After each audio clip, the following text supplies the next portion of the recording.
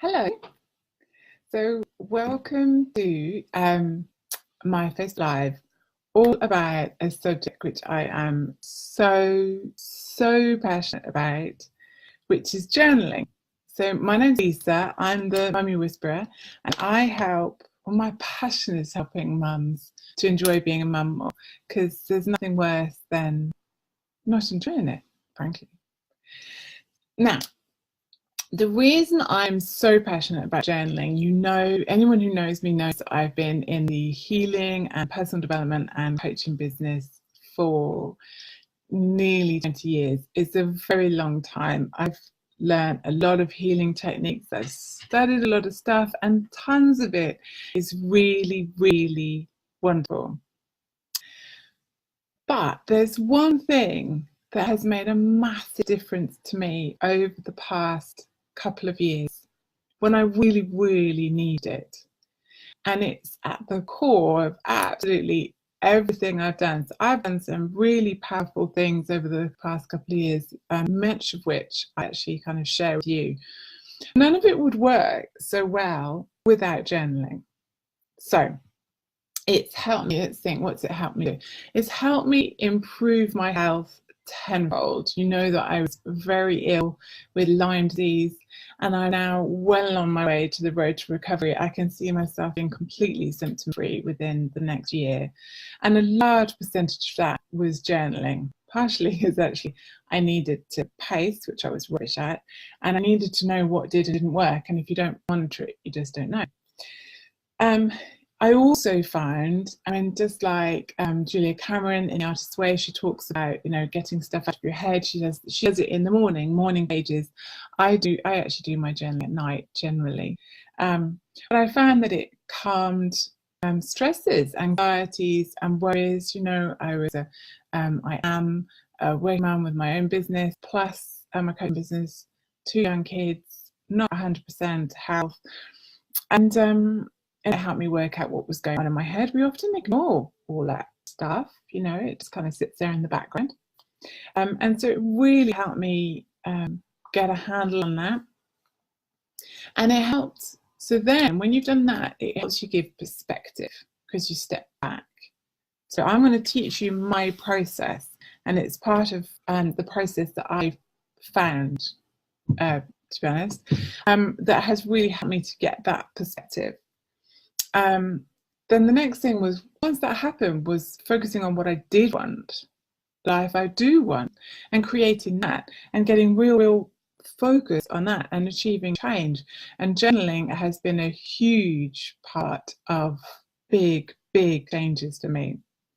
And then, of course, I do have a problem with being a bit of a perfectionist. I expect a lot from myself. I'm much harsher on myself than I would ever be on you. And what this enables me to do is to get a real sense of progress and a real sense of achievement. So for any of you who are like that, this is brilliant. But for those of you who actually maybe need a little bit of a kick, it also really helps. So how to journal. First things first, I used to get myself into a real tiz-was about the idea of having tons and tons of notebooks. And I'd start a notebook for this and a notebook for that and a notebook for the other, and none of them would ever get finished. And that would press my, oh God, something's being wasted button. And then it was also difficult to monitor what was going on, and I got no sense of a timeline, I suppose. So I have one journal at a time, right? And for me, each journal takes a quarter. So I start in January, and then middle of a quarter way through the year, and then halfway through the year, which is where we're at now. So this one is nearly finished. So I have one for each quarter, and I have one journal, and that's it. Okay. And it's my journal. I'll send you a blank page. Is just blank pages. It happens to have a margin in it, and I do recommend a margin, which you can draw in yourself. Apart from that, it's blank. And that means I can use it for a multitude of things, which is really important, because I want to use just one journal for everything. I've lost my page. I'm very dark. I'm very bright. Was it? There we go. Right. Luckily, it's got this piece of string, so now I won't lose it. So how do I start my journal?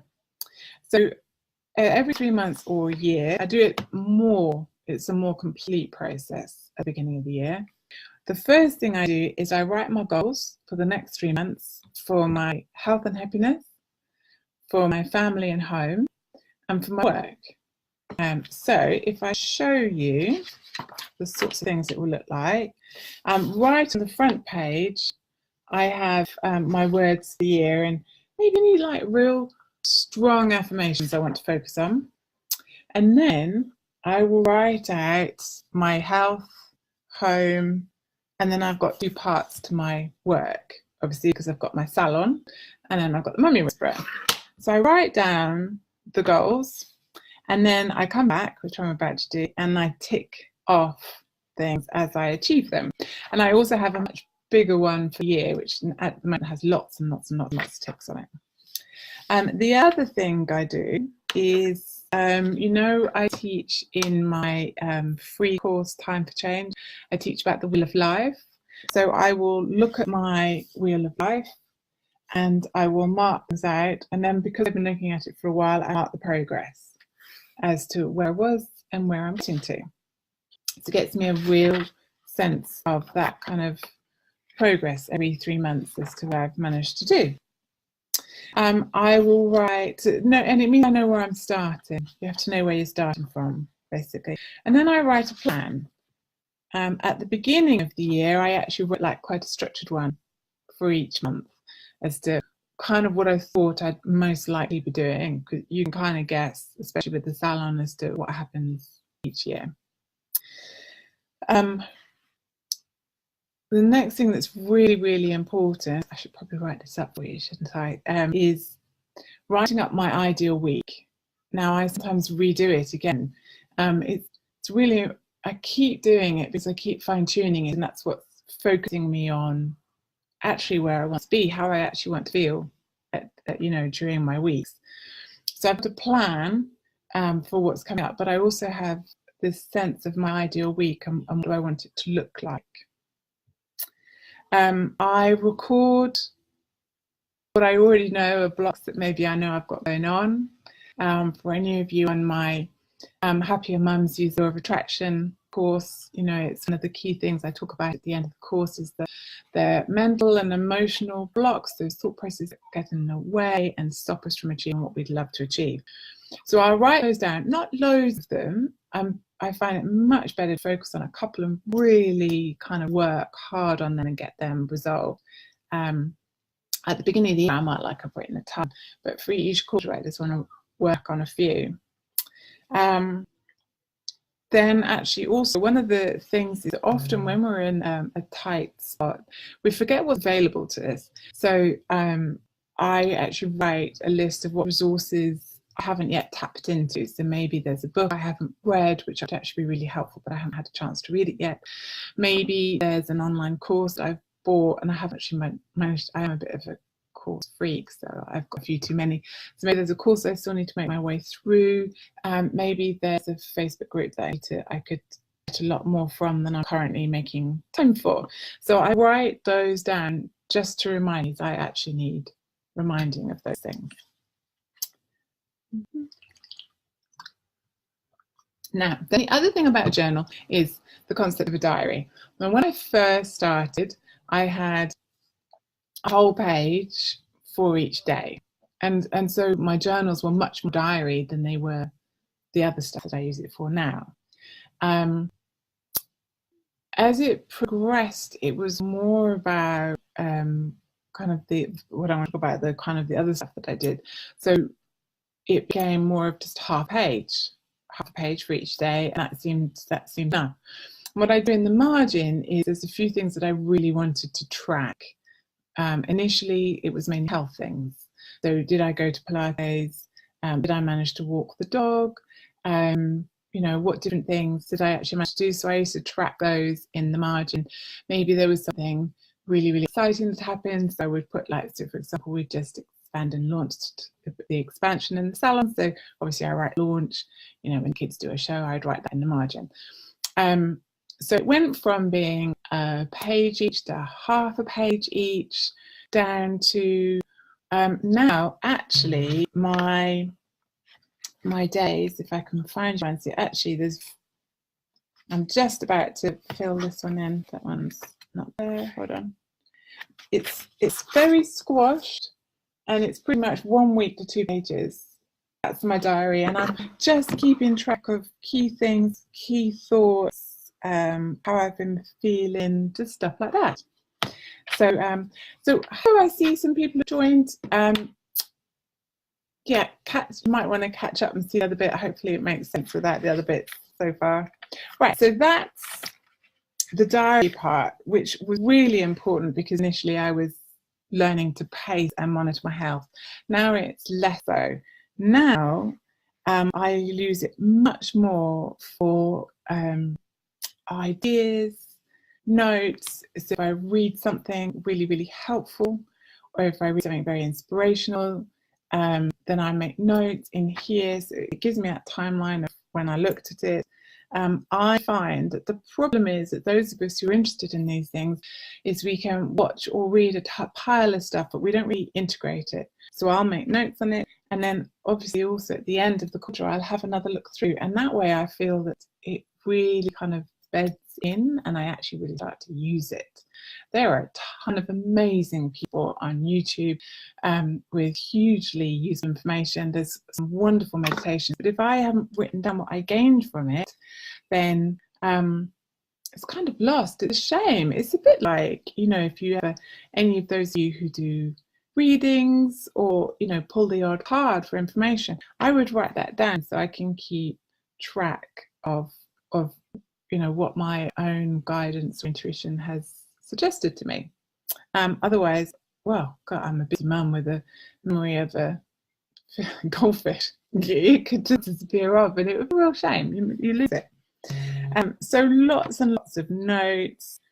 And then the other thing I do, which a lot of you will know, those of you in my Happier Mums course will have learned this technique that I talk about, that when we get upset, you know, I always say to people, well, when you get upset, you know what, it's fine. First off, I want you to acknowledge that it's okay to feel upset. Absolutely fine, and stop beating yourself up for it and just sit there and go, you know, I feel really, really crap. And it's really, really reasonable to feel really, really crap. Do that. And then, you know, there's lots of meditation techniques where you can kind of let it go and breathe out, very similar to the one I just did earlier on for resetting the year. But also what I do is journal. So to make sure I've really got to the bottom of what upset me, why it upset me. I found when you're upset, you start to write.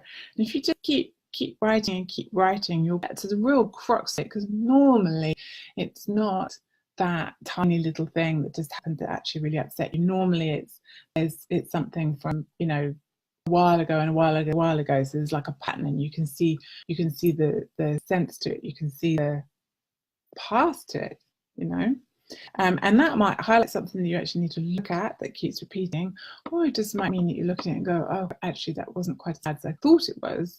It's just that it was pressing a button of mine from a long time ago. So it gives a bit of perspective. And then the other thing I feel that is, if I've kind of acknowledged how I felt about it, journaled, and then done a meditation to let it go, then I'll choose an action. So it breaks up that emotion reaction point so that actually your actions make more sense and are a bit more useful. Right, and then what I do at the end of each quarter, which I'm just starting to do now, is I will go through the previous quarter and I'll write down, where am I? Yeah, I'll write down my successes so far. So I started writing down, I go back through the whole thing, you know, what have I achieved? Like I say, I'm a bit not very good at appreciating what I have managed to achieve. So all the little successes, like huge step forwards. And then I also write new goals so that I can transfer it to the next journal. Lots of ticking. I love a bit of ticking. And then, because I do love a bit of stationery, I'll often get out a gold highlighter pen. So if I've had a download or a bit of inspiration for the Mummy Whisperer or for the salon, I'll highlight it with gold so I can also go back and review it another time. Because all of these journals, often I review them. You know, my course for Happier Mums, that came over a long period of time. I was researching stuff. So all of the notes I'd taken that really made sense to me, and that, or inspirations I'd got, or downloads, or experiences from my life, were all kind of highlighted with a pen, obviously. The other thing I'm going to start doing when I'm doing more journaling is I'm going to actually start doodling a lot more, because I think that's also tremendously helpful when you're kind of letting go of emotions and healing things and helping yourself to feel better. So I'm going to start doodling a lot more to help me get into touch with where I'm at. So that's journaling for me. It's simple, it's pretty cheap. A journal costs a couple of quid. So I've got 4 for the year. I carry this with me everywhere because it's full of just really useful things to me and my plans. It really gives you that sense of, if you do have ill health, it helps you pace and work out what you need to do. If you have any kind of problem, it helps you work out what did and didn't work. It helps to calm any anxiety and worries. It gives you perspective on your life. It helps you to really speed up your focus of change, because actually, sometimes we do faff around a bit, knowing that we want to change something but not doing anything about it. And it gives you a real sense of achievement that you did achieve stuff. I know, okay, so yeah, when I go back, there's a ton I didn't tick, because actually, you know what they say, shoot for stars and at least you'll hit the moon. So, I've ticked off a lot, and there was no way I could know what was going to come up in the past 3 months a lot of the time. So I might not have achieved everything, but I've achieved other stuff. So that's all well and good.